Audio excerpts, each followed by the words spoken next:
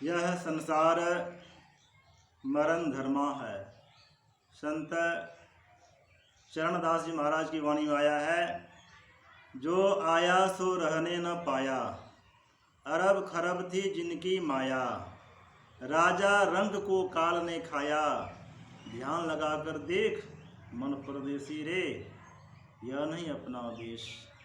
गुरु महाराज की वाणी में आया है, जनि लिपटोरे प्यारे, जग परदेश वा सुख कछु यह मानाहि, यह परदेश वा काल को भेष वा जोर अवैध पाए। एक बार विषादराज स्वप्न में देखा कि काल मेरी जीव को पकड़ने आया। काल से डर गए। अपनी नाती वेदव्यास जी महाराज का आह्वान करते हैं। व्यासदेव जी महाराज प्रकट होते हैं और कहते हैं, नाना जी आपने मुझे इस समय क्यों बुलाया। विषादराज का कहना हुआ, देखो वत्स, काल मेरी जीव को पकड़ने आया, मैं काल से डर गया हूँ, मृत्यु से डर गया हूँ, तुम तो संत हो, मुझे मृत्यु के मुँह से छुड़ा दो। व्यासदेव जी महाराज के मन में बात आई, जीवन भर तो सगुन पूजा में लगे रहे, कभी ध्यान सत्संग किए नहीं, क्योंकि भगवान विष्णु के उपासक थे। इनको मैं काल के काल से कैसे छुड़ा दूं? अगर इसके लिए कुछ नहीं करता हूं, इनको तसल्ली नहीं होती है, इसलिए इनके लिए कुछ करना चाहिए। व्यासदेव जी महाराज अपने योग बल से काल पुरुष को बुलाते हैं। काल पुरुष प्रकट होते हैं और व्यासदेव जी महाराज के कहना हुआ, ये हमारे नाना जी हैं, इनको आप बकस दीजिए। काल पुरुष ने कहा, महाराज जी ये मेरे बस की बात नहीं है, मेरे ऊपर भी महाकाल है, मैं उनकी आज्ञा का पालन करता हूँ, मैं आज्ञा का पालन नहीं करूँगा तो मुझे इस पद से हटा दिया जाएगा। महाकाल को बुलाते हैं। महाकाल कहते हैं, मैं मृत्यु देवी की आज्ञा का पालन करता हूँ। मृत्यु देवी को बुलाए। मृत्यु देवी कहती हैं, मैं ब्रह्मा जी के आदेश पर यह काम करने का आदेश देती हूँ। ब्रह्मा जी के पास जाते हैं, क्योंकि ब्रह्मा जी को नहीं बुलाए। ब्रह्मा विष्णु महेश विशेष देवता माने जाते हैं। हम लोग अंधकार मंडल में देवी देवता, समान कोटि के देवता प्रकाश मंडल में रहते हैं। ब्रह्मा विष्णु महेश ये त्रिदेव सद मंडल के वासी हैं, इसलिए विशेष माना जाता है। असंत महापुरुष तो सद मंडल से भी ऊपर निशब्दम परमम पदम तक उनकी पहुंच होती है, इसलिए सबसे बड़े हैं संत, दूजा नाम है, ये 10 अवतार उन्हें प्रणाम है। ब्रह्मा विष्णु महेश सकल संसार है, हमारे पलटू सबसे ऊपर संकुट सरदार है। उनको नहीं बुलाते, उनके पास जाते। ब्रह्मा जी का कहना हुआ, देखिए मुनिराज, मेरे पास एक बार धरती देवी रोती बिलखती पहुंच गई, क्रंदन कर रही थी इस बात को लेकर के, मेरे ऊपर बहुत नदियां बहती हैं, बहुत सारे पहाड़ हैं, पेड़ पौधे हैं, कितनी जनसंख्या है, सब दिन लोग मरते हैं, जन्म भी लेते हैं। अगर मरना बंद हो जाए, जनसंख्या कितनी हो जाएगी। यह सब भार को मैं सहन कर लेती हूँ, लेकिन पापाचारी का, दुराचारी का कुछ ऐसा भार है, इस भार को मैं सहन नहीं कर पाता हूँ, मेरा हृदय विदीर्ण हो रहा है। उनके क्रंदन से ब्रह्मा जी कहते हैं, मेरे आँख में भी आंसू भर आए, मैं भी रोने लग गया। उस आंसुओं को जो मैंने तलफ्थी से पोंछा, उसे क्या हुआ, तरह तरह का असाध्य रोग की उत्पत्ति हो गई। टीबी, कैंसर, दमा, अल्सर, इस प्रकार की बीमारी जब प्राणी की देह में हो जाती है, वो चाहता है कब देह से जीवात्मा निकल जाए, तो विकृति आ जाती है। मृत्यु देवी से कहते हैं ब्रह्मा जी, क्योंकि मृत्यु देवी इस काम के लिए तैयार नहीं हो रही थी। क्योंकि जो लोग मुझे मृत्यु देवी कहते हैं, देवी का क्या अर्थ होता है?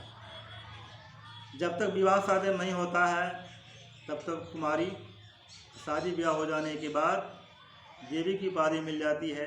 का मतलब है पति आपका देवता, तब ना आप देवी। देवी का मतलब जननी। संसार के सब प्राणी मेरी संतान है, तैयार नहीं हो रही थी। ब्रह्मा जी कहते हैं इस तरह का असाध रोग जब देह में हो जाएगा, देह को रखना नहीं चाहेगा। ऐसी स्थिति में तुम्हें कालपुरुष को आदेश देना, उनकी देह से जीवात्मा को निकालेगा, तुम्हें कोई पाप नहीं होगा और पुण्य नहीं होगा। ये लोग अपनी धारणा बंद नहीं करते, वहाँ से चल करके भगवान विष्णु के दरबार में जाते हैं। भगवान विष्णु चित्रगुप्त को आदेश देते हैं, प्रभु के घर में सबका खाता, बारी बारी से नंबर आता। जब उनकी डायरी निकाली गई और पढ़ी जाती है, पढ़ने के क्रम में आता है जिस दिन निषादराज व्यासदेव जी महाराज के साथ भगवान विष्णु के दरबार में पहुँचेंगे, डायरी निकाली जाएगी, उनकी नाम पढ़ी जाएगी, उसी समय उनकी मृत्यु हो जाएगी, उनकी देह छूट गई। कहने का मतलब संसारी मरण धर्मा, संसार में रहने के लिए कौन आया है? कोई भी शरीरधारी जीव, कोई जीवात, शरीर से बड़ी ममता होती है, बड़ा स्नेह होता है, बड़ा प्रेम होता है, शरीर को नहीं छोड़ना चाहती, शरीर से बाहर नहीं निकलना चाहती। लेकिन देह में जब विकृति आ जाती है, जैसे मनुष्य की देह में 5 तत्वों की प्रधानता है, क्षिति, जल, पावक, गगन और समीर। इन 5 तत्वों में से जब देह में एक भी तत्व की कमी हो जाती है, जैसे किसी को डायरिया हो गया, बहुत पानी शरीर से बाहर निकल गया, शरीर में जल तत्व की कमी हो गई, किसी का शरीर बिल्कुल ठंडा हो गया, शरीर में अग्नि तत्व की कमी हो गई, किसी का गला अवरुद्ध हो गया, या जल में डूबने के क्रम में देह के अंदर में ऑक्सीजन, हवा तत्व की कमी हो जाती है। ऐसी स्थिति में जीवात्मा विवश होकर के शरीर से बाहर निकल जाती है। यूँ कहा जाए, जीव धक्का दे करके, काल धक्का दे करके जीव को शरीर से बाहर निकाल देते हैं। शरीर से बाहर निकल जाने के बाद भी जीवात्मा को शरीर से ममता हटती नहीं, प्रेम हटता नहीं, पुनः देह में प्रवेश करने का प्रयत्न करती है, ये अंदर में घुस नहीं पाती। फिर सगे संबंधित लोग, घर परिवार के लोग उस पार्थिव देह को, मृतक देह को शमशान घाट पहुंचाते हैं। अंत्येष्टि क्रिया के लिए जीवात्मा साथ चलती है। जब शरीर को जला दिया जाता है, दफना दिया जाता है, अर्थात जब देह का विसर्जन हो जाता है, जीवात्मा निराश हो जाती है।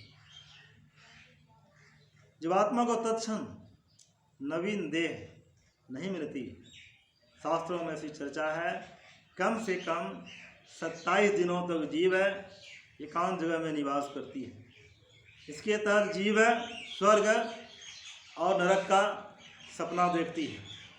फिर जीवात्मा जिस देह में रह चुकी है, उस देह के माध्यम से जैसा जैसा कर्म किया जाता है, उनका लेखा जोखा होता है।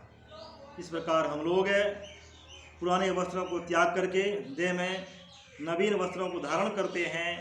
ठीक उसी प्रकार जीवात्मा जीर्ण शीर्ण देह को त्याग करके नवीन देह में जाती है। जीवात्मा कैसे जाती है? धूलकण के माध्यम से। हम लोग भोजन करते हैं, कई एक ग्रास जब भोजन लेते हैं, 1-2 बूंद रस तैयार होता है, और 60 बूंद रस जब जमा होता है, 1 बूंद रक्त बनता है।